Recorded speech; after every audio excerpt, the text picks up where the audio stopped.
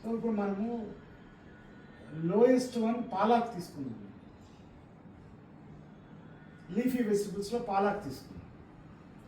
పాలాక్ తీసుకుంటే hydroponic plantation plant ఎట్లా ఉంటుందంటే ఇట్లా షేడ్ ఉండి బయట నుంచి ఎయిర్ రానికుండా కన్సీల్డ్ అయిపోతుంది.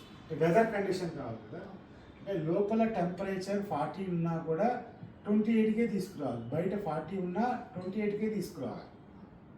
రావాలంటే లోపల ఇప్పుడు మనం ఇంట్లో ఏసీ వేసామనుకోండి, డోర్లు తెరిచిపెట్టుకుంటే ఏమవుతుంది, మీకేం టెంపరేచర్ తగ్గదు. డోర్లన్నీ క్లోజ్ చేస్తే ఏసీ వేస్తే టెంపరేచర్ కంట్రోల్ వస్తుంది. ఈ టెంపరేచర్ అనేది ఏం చూస్తాము, మనం వేసే ప్లాంటేషన్ అంటే సపోజ్ కాశ్మీర్లో మనం దాన్ని ఏమంటారు కస్తూరిని డెవలప్ చేయాలంటే టెంపరేచర్ వచ్చేప్పటికల్లా 8% ఉండాలి, 8 degrees ఉండాలి. సో 8 degrees వరకు తీసుకొస్తాం నేను. ఇక్కడ మన పాలాక్ అనేది లీఫీ వెజిటబుల్స్, ఇండియన్ పాలాక్. అదే మీరు ఊటీ దగ్గర పాలాక్ తీసుకున్నారు,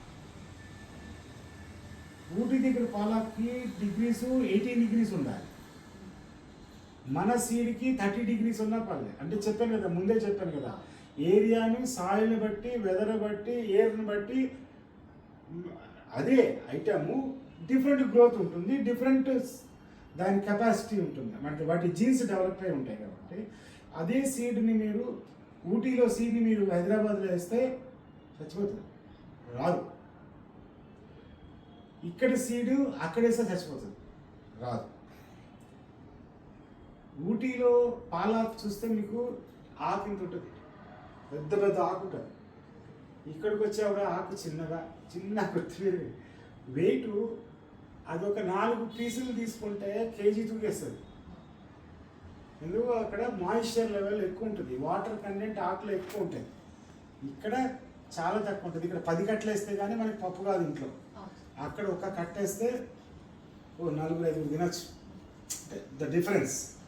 అది ఫిలిపైన్స్ వెళ్ళాము, అక్కడ మీకు దోసగా ఇంతలా ఉంటుంది, ఆనుగా ఎంత పొడుగుంటుంది. అంటే అక్కడ ఆ టెంపరేచరు, ఆ వాటర్కి, అక్కడ మనిషికి కావాల్సిన న్యూట్రియంట్స్ ప్రకారంగా పైన వాడు తయారు చేసిన ఐటమ్.